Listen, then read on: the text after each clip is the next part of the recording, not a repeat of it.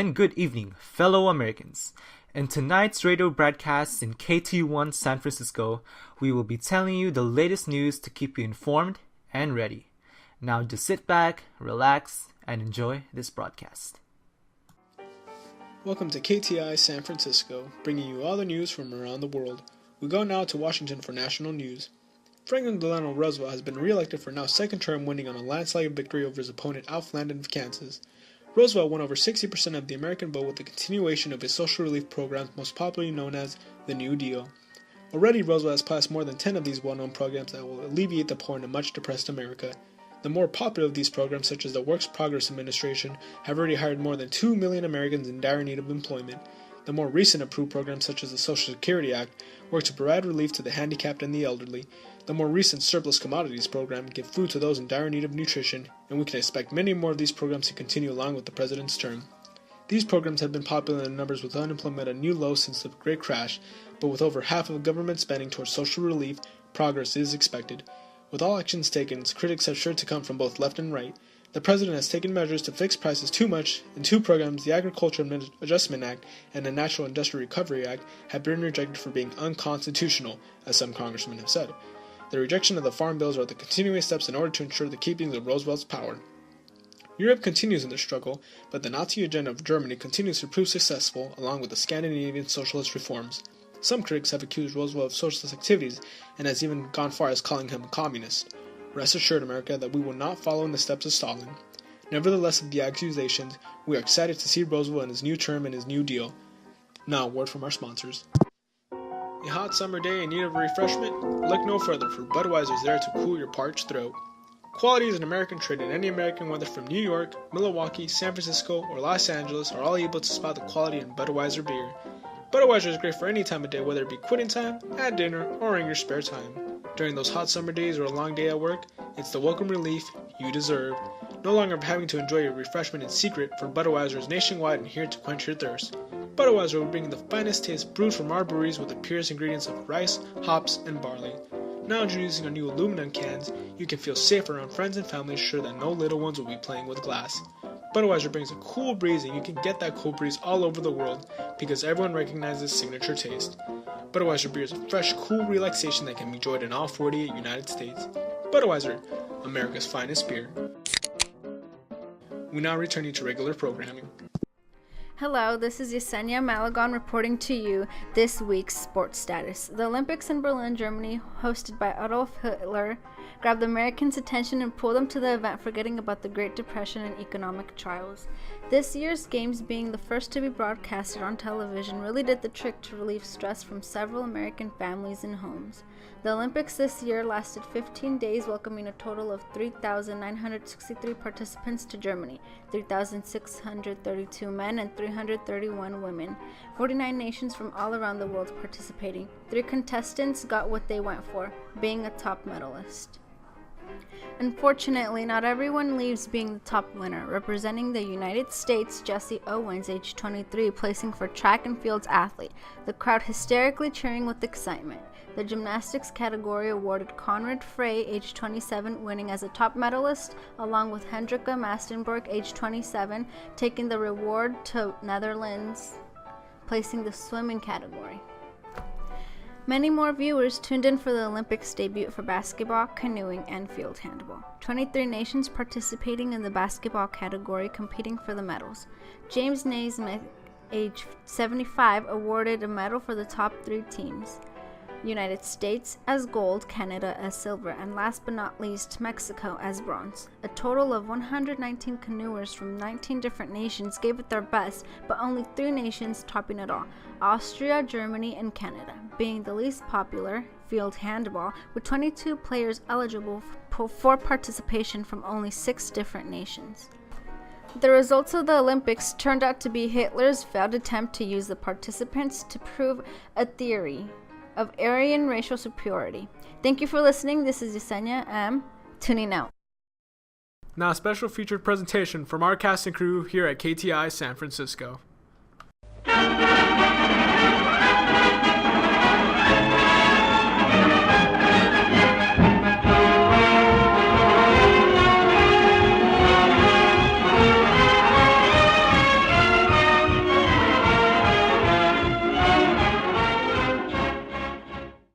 Welcome back to our regularly scheduled broadcast of Out of the Dust, an epic tale about the hardships that Billie Joe and her family had to go through in the Oklahoma Panhandle, which is within the Dust Bowl.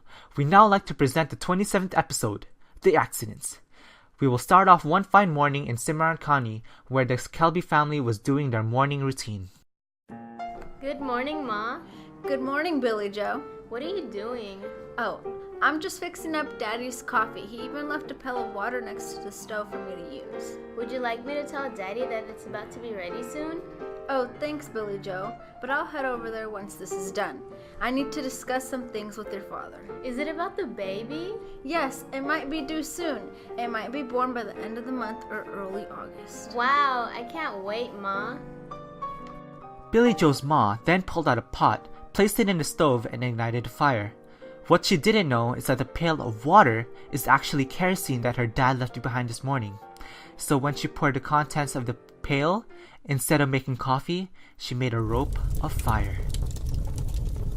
Oh my gosh, what was in that bucket? Ma, how did this happen? Hurry and get Daddy for help. Ma ran out of the kitchen, screaming for the dad. Billie Joe tore after her, but remembering the burning pail and the spreading fire in the kitchen, she went back and grabbed it. I need to get rid of this fast. The only opening here is the door. Billie Joe ran out to the door and poured the content of the flaming pail. What she didn't know was that her mother came rushing back. The flaming liquid splashed to her apron, and in an instant, she became a column of fire. Ah! Ma, I'm sorry. I didn't mean it.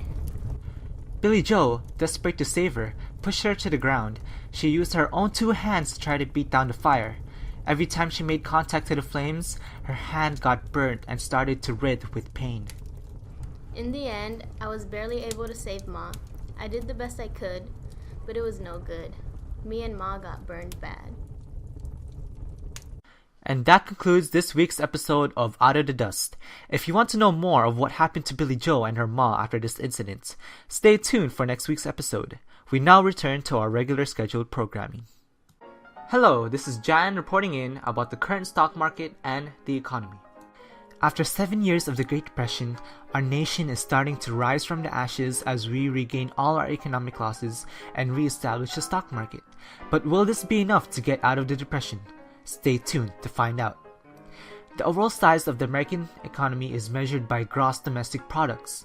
This sharply declined following the crash on Wall Street from $103.6 billion in 1929 to its all-time low, $66 billion in 1934. But during this year, 1936, the economy has greatly recovered back to $83.8 billion in gross domestic products, thanks to New Deal and Franklin D. Roosevelt's guidance. This recovery was the most dramatic thus far in US history as we saw double-digit gains and big changes to the US economy. Other good news is that RFC Chairman Jesse H. Jones has announced that New York Central has repaid all of his government loans totaling to $16,858,950, most of which was not due until 1941. Along with the recovery of the US economy, the stock market has been increasing.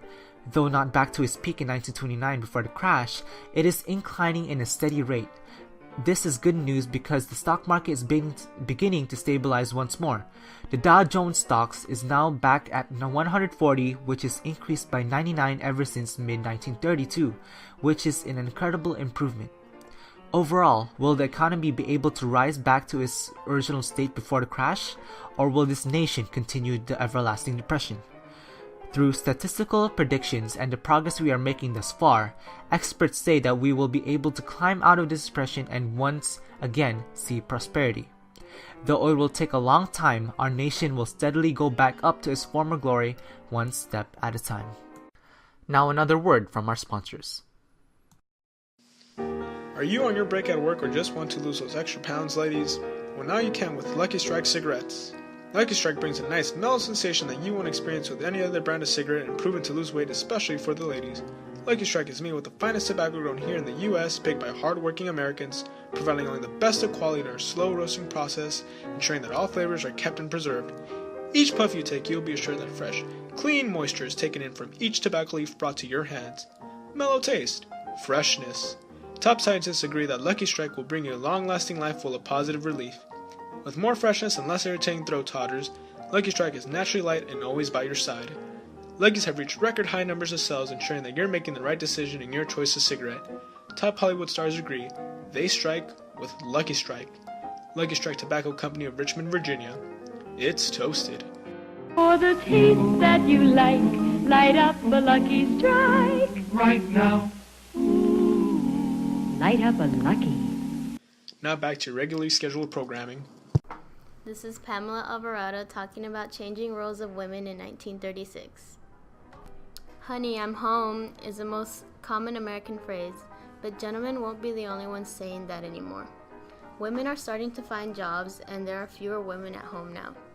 There have also been improving work conditions thanks to the New Deal proposed by FDR. The New Deal has helped many people across America find new jobs. Men now have a higher chance of finding a new job, but so do women. Although many men are taking every job opportunity there is, women are taking the jobs men do not want. For example, secretaries, nurses, teachers, librarians, and etc. While men can take these jobs as well, women generally get paid less than them.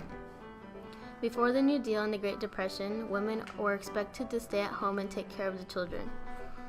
When the Great Depression hit, women were depended on to keep the family financially stable and make the best with what they had. But when women started to work, they were accused of taking men's job. From 1935 to this year, 1936, the median family income was $1,160, but that is just a general estimation. Roughly $20 to $25 are used a week to buy food, pay rent, and buy new clothing and whatnot. Women still have to be housewives although they have a job. No one else is going to help them take care of the children, clean, or cook. As of now, more than 80% of Americans feel like women should not work if their husband works and supports her and the family. But that does not stop women from finding work, although they get paid little. Sometimes a woman's husband works very far with heavy machinery. That may also cause stress to them because there have been stories about husbands losing their lives at their jobs. And that concludes this week's broadcast from KT1 San Francisco. Thank you for listening, and if you enjoyed the content, make sure to stay tuned and get ready for next week's broadcast.